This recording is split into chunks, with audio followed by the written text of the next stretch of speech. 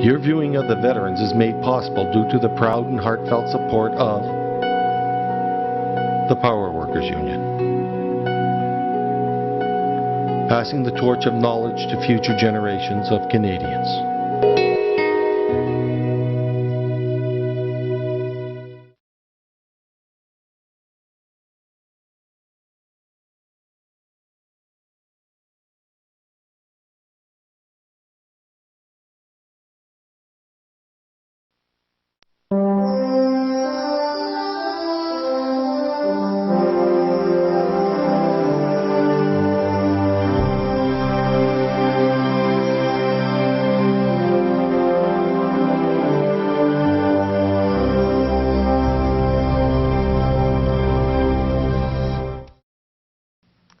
Hello, I'm Senator Pamela Welland. This documentary series is about war. Different wars, different times, different places, different generations, but always the same story. A story of young men and women, their bravery, their willingness to risk it all, to defend their country and the values that define it. We, in a sense, as a nation, have come of age on their backs. Because of their efforts, because of their bravery, because of their sacrifice, we have found a place at the international table of nations, and we have now a powerful voice. The veterans will not always be with us, so this is their chance to tell us our own story and our own history in their own words. Unvarnished truth. Sometimes the pictures won't be pretty. But this is the story of a nation that has fought for its future. We owe these veterans a debt of gratitude for everything that they have done for us. So now, here is the story of Canada's Veteran Force.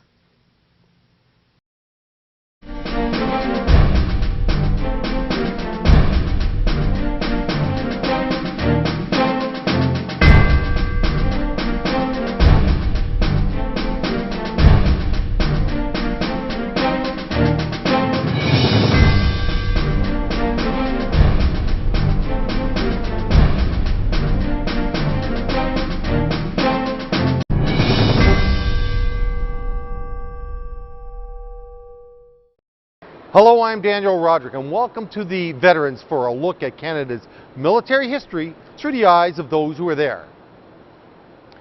We are here at 8 Wing Trenton, where troops board planes to deploy into theater. Afghanistan changed how our military operates in the field. The introduction of the TCCCs is a good example of that. And the TCCC standing for, of course, the Tactical Combat Casualty Care, and it was designed to deliver fast emergency medical care to improve the survival rate of our troops. Corporal Drew Neufeld, a reservist with the Lincoln and Welland Regiment, was given that specific training as a TCCC by the regular force prior to deploying over to Afghanistan. This is his story here on the Veterans. I joined in St. Catharines while I was still in high school. I was 17 when I swore in. I did it as a high school co-op, which I thought was a great idea because I could get credits and get paid to go to high school. So my last year of high school was spent doing my basic training in St. Catharines. I got promoted in, I believe, January 2007. I was about a year overdue. It wasn't really an ambition of mine to get promoted. I actually would have been quite contentious being a private for my whole career, but I'd seen some of my friends getting promoted, so then I figured it was about time. I actually wanted to go on tour prior to mine. The only thing that had stopped me was the fact that I hadn't been a corporal, and they wanted to send people who had been corporals for 2 years or more. So I got my promotion in January '07, I'm pretty sure, and then I was actually going to school in Peterborough at that time, and I'd heard that this tour was coming up, so I'd put my name in for it, and I believe there was like 50 people or something like that that had volunteered for it, but there was 11 spots from the regiment that could be sent up there. I had gone up in early spring, around April, to go to November Company 3 RCR, where I'd be put into a platoon, and those would be the guys I'd be working with for the most part until the end of my tour. When I first got to Afghanistan, I had a pretty good understanding of what I was about to see. I had friends who have been there before, so they had shown us pictures, they had shown us videos, they had given us a heads up on what to expect. And the training we had gotten prior to leaving was amazing. So they would reconstruct villages or reconstruct towns. Even when we went down to Fort Bliss, Texas, which was very similar to the grounds in Afghanistan. So I knew pretty well what to expect, but at the same time, it's hard to explain because unless you actually see it, you can only get so much from a picture or a movie or a video. You actually have to really be there to see it. It's almost surreal. For the most part, the people were, I found for the most part that the people were very welcoming. They were happy that we were there. My favorite easily were the kids. The kids were, they were funny. They were, I guess, you could just see kids want to be kids. Doesn't matter where you are in the world. Kids are going to be kids and they want to have fun.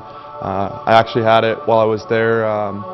We were out cordoning off what was thought to be an IED.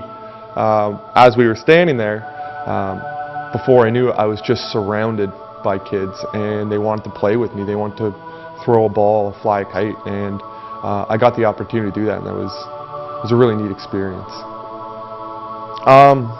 The kids there, they by no means have it easy. You can see it in their day-to-day lives. These are kids that aren't going to school for the most part, that they get up and they go work. They're, I guess, less than adequately dressed. Seeing kids shiver and knowing there was nothing you could do. If I could have, I would have given them my shirt, but I mean, you can't walk around in a t-shirt. You see kids too with diseases and sickness. I remember we had it in a village in Sanjari. We had this kid come up and he had been rubbing his eye a lot, and we asked him, what's wrong? So my medic and I went up and took a look, and he had some disease in his eye, and they said you have to get to the doctor because that infection is going to spread to your other eye. I'd found out after that he was guaranteed to lose that one eye for sure, but if he didn't go to the doctor, he would lose both. And something so simple like penicillin or a simple prescription here could fix something like that. Knowing they don't have that there was, it's kind of hard to deal with sometimes, because especially with it being kids, you hate to see kids going through things like that when it's completely out of their control. We actually did have it where we had found an IED on the side of a road, or someone else had, and we had to go answer it, or we had to go put security on it so they could get the engineers to take care of it. And my warrant officer, myself, and a couple other guys walked into the village that was right there, and we had asked for the village elder. We'd been approached by a man who had said his brother was, so he would talk to us instead. And we had asked him why they don't tell us about this. And we asked, well, do you guys like the Taliban? And he had said, no, we don't. And he'd said, well, why aren't you telling us about these bombs? He says they come in at nighttime and they'll do whatever they want. We have no control over them. They don't like them there, but they're afraid to tell us because they're afraid of the punishment, I guess, that's going to follow. I know for a fact there was times where we were there and the Taliban would go onto a bus and kill 20 men just for siding with ISAF forces. Death was always imminent in their lives. My platoon didn't lose anyone. We were actually very fortunate.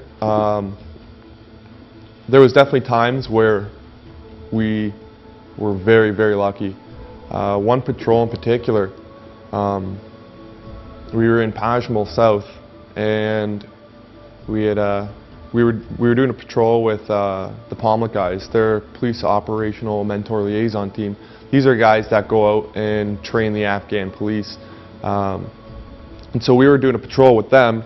There was about, I think, three Canadians attached to our platoon, plus maybe 6 or 8 Afghan police officers. And that was the day actually we got, as a platoon, our first contact. We'd been shot at, and we all returned fire, and we'd all kind of started hooping and hollering, as, I mean, this is what you've trained for. Everyone kind of wants to experience this, I guess, in some point. And so we had been, after that, we had continued on, and we were in a wadi, which is essentially just a ditch. And I remember standing there, and we started getting flooded out, the water level, and it started rising. My section commander, he had been standing on the edge of the wadi, like near the top, and then within 10 minutes it was already knee deep. And that's when he realized it was filling up with water. At that point, we had heard an explosion. Our Pomlet guys had stepped on an IED. The individual who'd stepped on it was Corporal Bill Kerr, and he had actually lost 3 limbs at that point. We didn't know this. We didn't know what the injuries were at the time. All we knew is there was an explosion and there was Canadians injured. And having a medical course prior to going overseas, my medic called on me, and my medic, myself, and 2 other gentlemen, or 2 other guys from the platoon, had to rush across this field, which was about 60 meters of an open field. At this point, we had already been taking fairly accurate fire. I was on the very right of our little column that was crossing. We were crossing beside each other. We were in a line. And I was on the very right, which is where the fire was coming from. And I actually remember at one point looking down, and every time my foot would lift up, the ground would snap. So we made it into where the casualties were, and we'd gone in there, and I remember seeing Bill on the ground and 2 other gentlemen, or 2 other Canadians injured. One guy semi-conscious, the other guy was he was conscious. He had already put tourniquets on his arm, and us being alone and the rest of our platoon being in the ditch across that open field, we didn't have anyone to put on security, so we had to use that one casualty who had already put the tourniquets on his arm. So we put him on security, and we had done what we were trained to do. I remember going in there and just saying something to myself and saying, well, I got to get to work. I remember not freezing, and afterwards too, I remember realizing what I had gone through and how well I reverted back to training. I remember too, while working on Kerr, I remember looking at the little ledge we had stepped over to get into this rubble or little compound. I remember seeing rounds snapping near the entranceway as well, and looking out and seeing the smoke trail from our M72s and our disposable rocket launchers. We'd gotten word that a helicopter was coming in to pick up the casualties, and prior to that, in our orders, I remember we were told we weren't going to get any helicopters if it's a hot landing zone, but the Americans,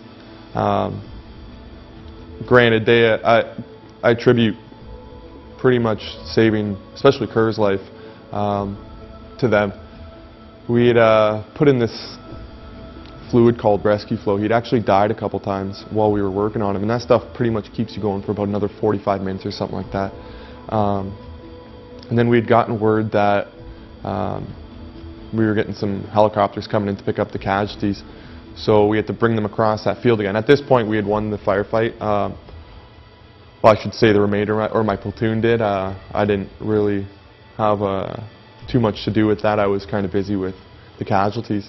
And so we had crossed the field, and we had to wait a few minutes until the bird came in. At this point now, the ditch was well past waist deep, so we had to get the casualties across that too. So during my tour of Afghanistan, we were on a dismounted patrol just west of Kandahar City.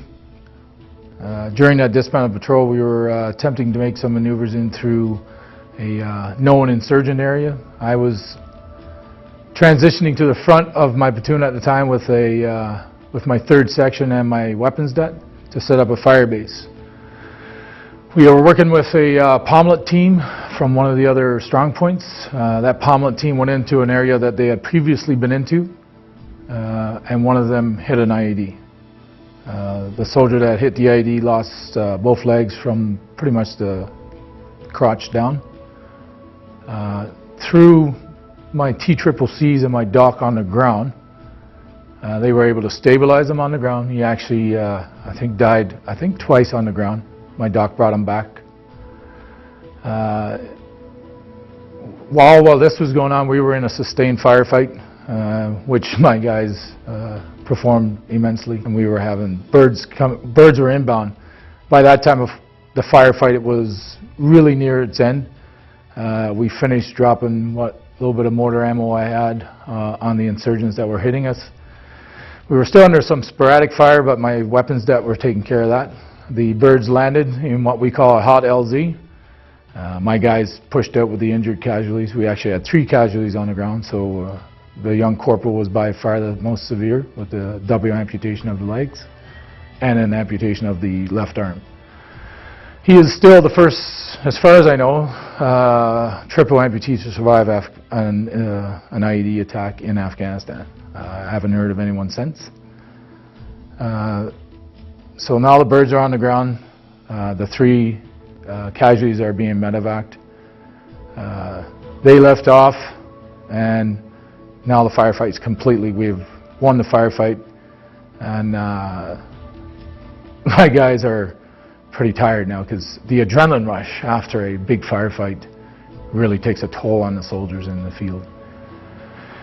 So we started to exfil out, and I noticed that a lot of my soldiers were looking down and not really paying attention to their arcs because now they're physically and mentally drained. So you know, I had to give them the verbal boot in the butt over the comm system to say, hey, we're not out of here yet.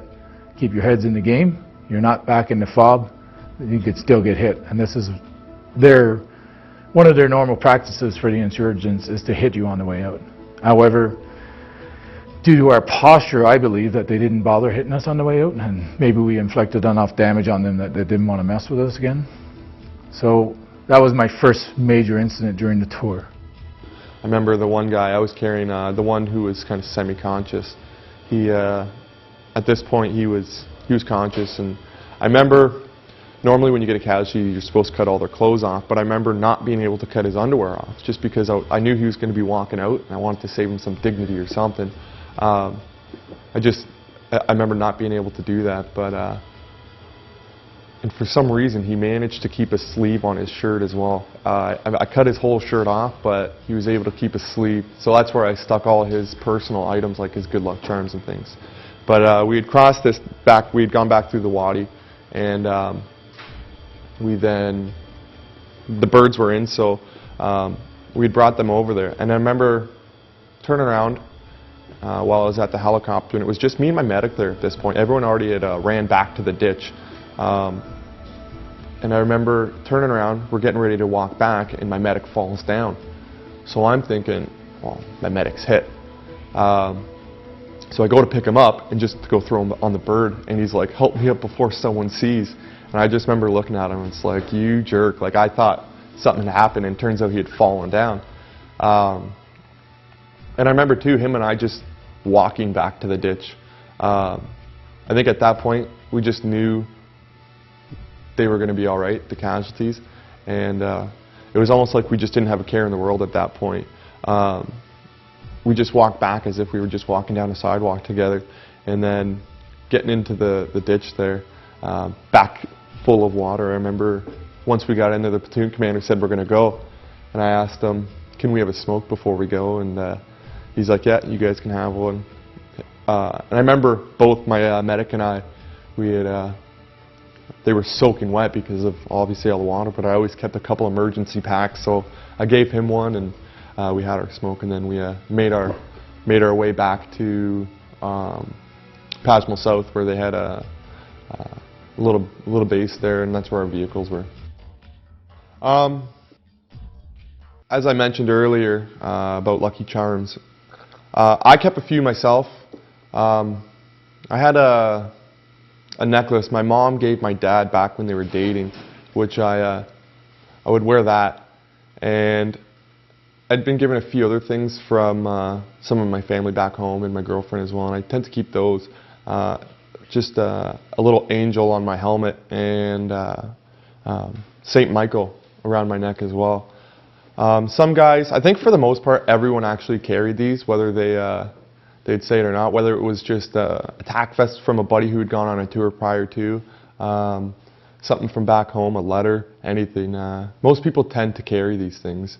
I think it's not necessarily just even a lucky charm, but a little piece of home in your pocket. Day to day for us was it was pretty routine, but at the same time it was different every day, which I loved. Even where we were staying, for the most part, we would stay in our fob, which is where we were based out of, where we lived in large mod tents, all on cots, within arm's reach of each other. But we made it home. We had a TV in there. We acquired a couch, so we could, when we did have time off, we would be able to watch a movie or something like that. Our food, I can't say enough about our cooks. They were amazing. The cooks who they relieved, they set a pretty high standard, and ours maintained that. They definitely worked harder than some people.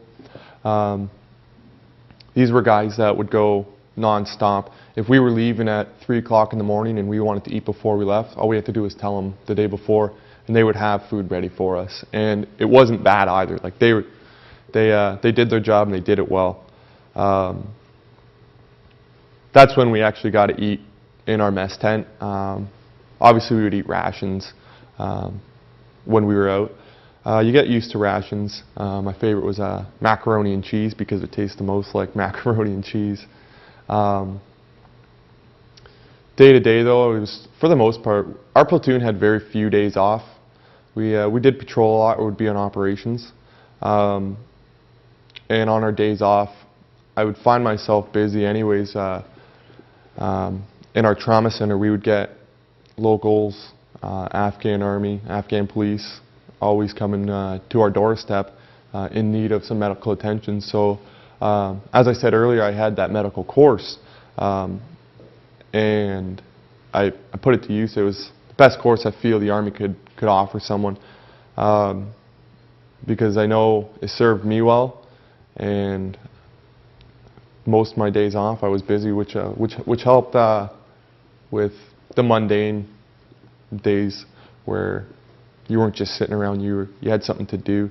And I preferred it that way. I preferred that we were doing something, because I felt if we weren't doing something, it would have just dragged on and things would have felt like they had just taken forever.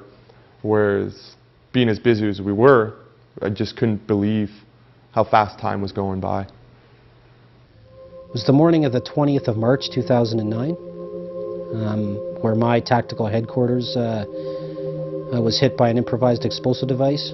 We were on a 3-day operation, all dismounted at the that was organized by Task Force Kandahar, and the 3rd Battalion was given a specific area which we were to patrol in for a 3-day period. We'd been very successful on the operation. It was coming near the end of the tour, and you know, guys were looking forward to finishing their last major operation and then starting to deploy home. There had been a lot of activity in an area behind us where my company was stationed, and the battle group commander wanted us to search that area before we moved back to where our vehicles were parked. So I came up with a plan, and the plan was that at first light we'd move into the area, search the area, and then move on. We stepped off. I think we woke up, the company got up roughly around 4 o'clock in the morning from our patrol base, and we moved out about 5. We hit our line of departure, and then the 2 forward platoons were starting their movement through the village and their searches. And I took my tactical headquarters into a small compound area where I thought it would provide some cover for us in case we did come into contact. We had security out to our left and right, and we basically, moved the bulk of my headquarters in there, and I said, okay guys, we'll be here for probably about an hour till the platoons finish their searches, and then we'll get organized and carry on with the next phase. So guys were alert where they were, and it was really just a waiting game. The village elder had been identified shortly thereafter, and I had a CIMIC warrant officer with me who was talking to him, or who wanted to go talk to him, and he came back and said, hey, I need to go talk to this guy, but I need a few people as security to come help me. So I looked at my crew commander and my driver who were dismounted with me, and I said, Master Corporal Vernelli and Corporal Crooks, why don't you guys go with the warrant here and provide security? And as they stood up to go help him, that's when Master Corporal Vernelli unfortunately stepped on an improvised explosive device. I mean, Corporal Crooks were killed instantly. My interpreter was killed instantly, and there was 5 people seriously, or 5 people injured, myself included. I had 2, the warrant officer and my FU were seriously injured, and then there was 3 of us that had shrapnel wounds as well. So we were medevaced shortly after that. When Corporal Crooks and Master Corporal Vernelli were killed, and Major McBride, they were hurt, and Crooks and Vernelli were killed, that was actually my last day outside the wire. We were at our FOB getting ready to go back to the airfield, and I remember hearing an explosion, and we had all just said, well, that's not good, because we knew the remainder of our company was out on an operation, one that we didn't complete the operation with them. We were doing a different task prior to that, but in the grand scheme of things, we were on the same operation. And we got pulled off early because we were going home. And I remember hearing the explosion, and we all kind of just said, well, that's not good, because we knew our company was out there. A couple hours before we loaded up into our labs, we had got word that Crooks and Vernelli had been killed.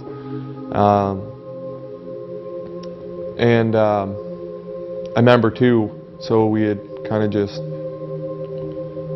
swallowed it hard and continued getting ready to go home. And then just as our ramp was going up, we were literally getting ready to drive away. We had got word that 2 more guys had been killed. And I remember that was one of the most uneasy points in my tour. I was never scared in Afghanistan, but there was only a couple times where I felt uneasy. And I remember that last drive just kind of we all had that feeling in the pit of our stomachs.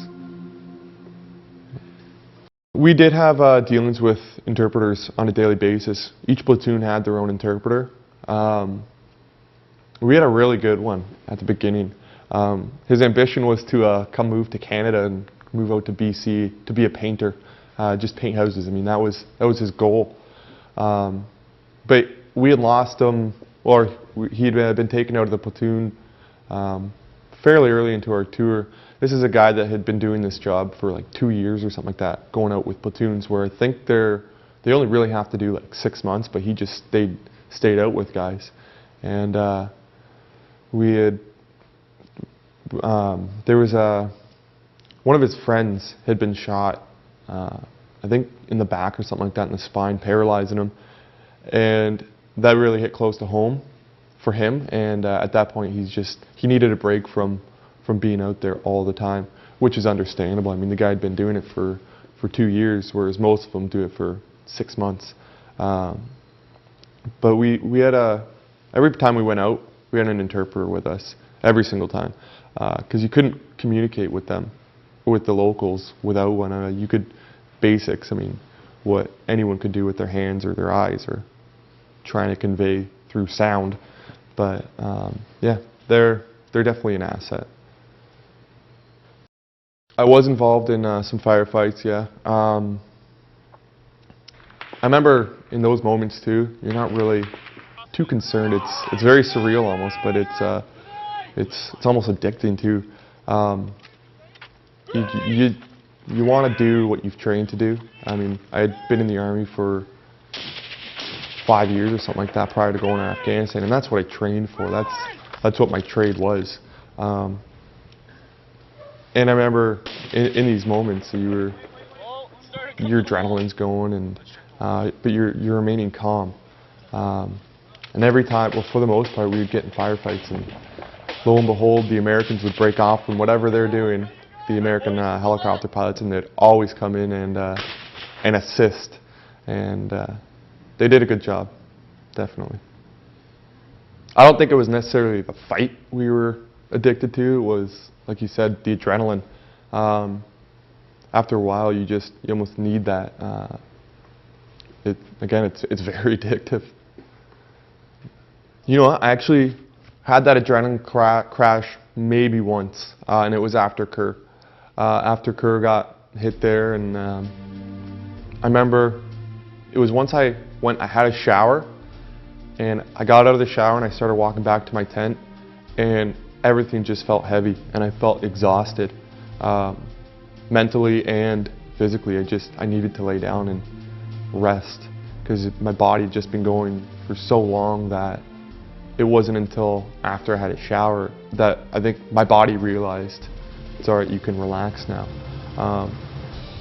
And having all those experiences where I'd have to perform or give someone medical attention, I had a lot of experiences like that, but I never had that same adrenaline rush or that same drop in energy as I did with Kerr.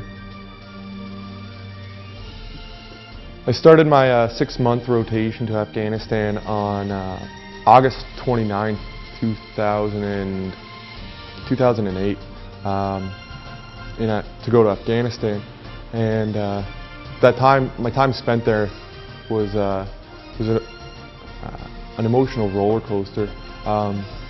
Times where you've never felt so alive, and times where it's hard too. You have your moments where things are just hard, because you lose friends. You see the way some of the locals live, the way some of the children, some of the girls are treated. You definitely learn not to take things for granted. Just the small things, like just being able to leave a shower on and taking your time, or having electricity, being warm, having hot food in your stomach. You definitely learn not to take those things for granted. And then, yeah, I remember coming home on April 1st, 2009, and just, I thought when I landed there, things were surreal. You become so accustomed to that lifestyle, and nothing there seems strange anymore. I remember when you first get there, you see some things and you can't believe what your eyes are seeing. But then you get home and you kind of go through that all over again, where it just feels so surreal that you're home. Everything, you remember everything, but it just doesn't seem like it's real. Before coming home, we spent a few days in Cyprus, where they let you relax. They have activities set up for you. You can go on historical tours or wine tours, go jet skiing or something like that. But also, you attend classes. You have like 5 electives. You got to pick 2. And I made sure I took 2 regarding PTSD. I wanted to know what was available to me and the warning signs, because I didn't want to have it 10 years down the road, should something happen, that I'm in denial. I wanted to make sure I took those steps to live a long, healthy life, mentally and physically. So we had spent some time in Cyprus, where beautiful country, and it's weird too, knowing that back in the 70s, back in the 70s, that was being fought over between the Greeks and the Turks, and now we're going there to relax. Meanwhile, 30 years ago, I guess our predecessors were there doing peacekeeping, and now it's a spot where we go and relax. And I think that's a great thing too. I think 30 years from now, if I could go back to Afghanistan, if it was stable like Cyprus is now, I think that'd be great for closure. I don't know if there's certain things that I'll ever find closure for, whereas you always hear about veterans going back to Europe after 50 years after World War II, and they talk about getting closure, and I hope I can get that one day. Yeah. Some of the things I have a hard time dealing with is just knowing I'll never be able to go back there, or I'm not going back. Just a few days ago, it was April 1st, and that was my 1 year that I had been home now. And I actually had a really hard time on that day, just because the last year has gone by so fast, and it just seems like it was yesterday that I was there. And I enjoyed doing what I was doing there. I enjoyed helping. And just having some close friends die, like Dennis Brown. There's just, I wasn't able to be home for the funeral because I was still in Afghanistan. I think what helped me a lot though is I got to put him on the plane at the airfield. I got to send him home. Someone had said that Lynx put him on the plane and Lynx took him off, because for the most part the guys that were carrying Dennis were Lincoln and Welland Regiment. That was some closure for me, but I just don't know if I'll ever have 100% with that. I don't have a hard time talking about it. There's that feeling in the pit of your stomach, or it's always in the back of your head. Like I had said earlier, I mean, I think about these guys every single day.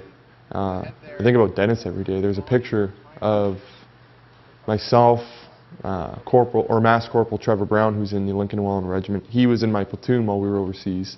And another guy from my section whose father's in the regiment. There's a picture of us with Dennis holding a Lincoln and Welland flag, which hangs on my wall, and I look at that every single day.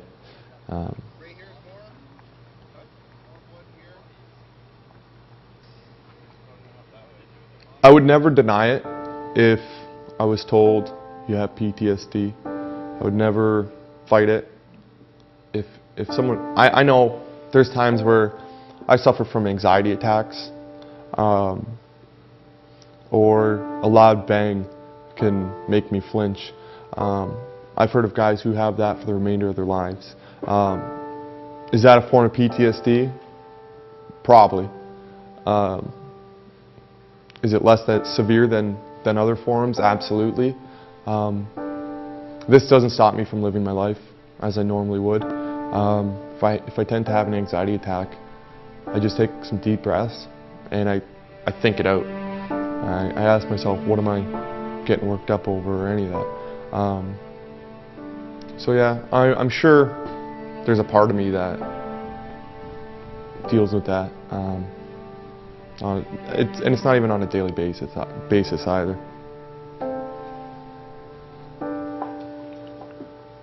I've had it a few times where I'm told I talk in my sleep, whether I'm yelling get down," or mumbling something. And now that I think of that too, I remember hearing that they say you won't really dream about it until about 3 months after the fact. And it was about 3 months to the day where I remember I was having a dream, and I couldn't remember what the dream was, but I was there. And I remember waking up and looking around because I had no idea where I was. I thought I was actually back in Afghanistan. It took me a moment to realize that I was in my own bed. And this was 3 months after I'd been home. I tend to not remember the dreams, but I get told that I talk or yell in my sleep in these cases sometimes. And it's not often, but it does happen.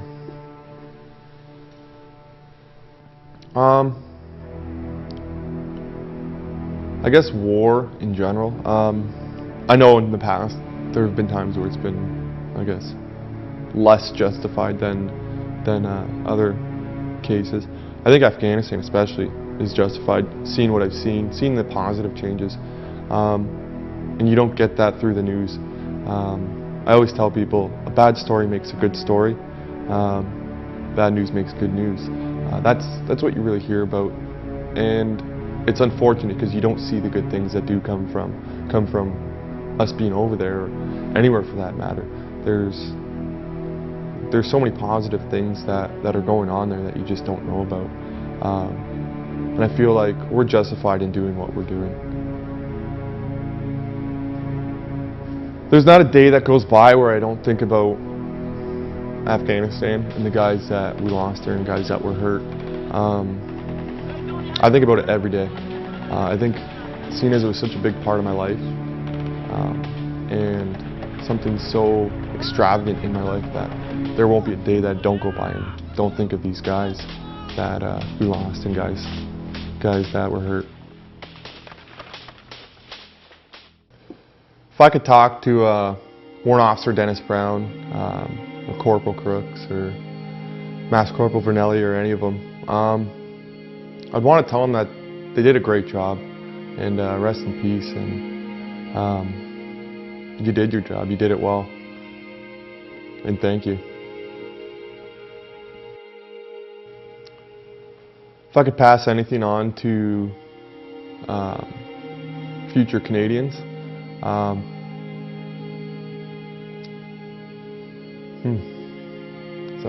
it's a good question.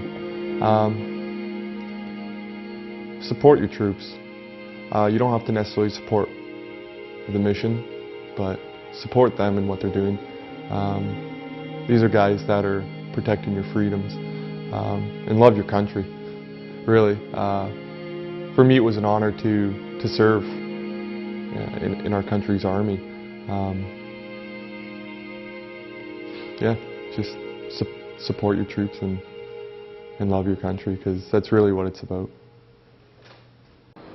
Drew's tour in Afghanistan changed him, giving him a better appreciation of what we have here in Canada and what our men and women in uniform have to do to ensure that that way of life is preserved. Remember, the best way to pay tribute to those young men and women who serve this great nation is to take the time to hear the stories of what they had gone through to make this world a better place for all to live in.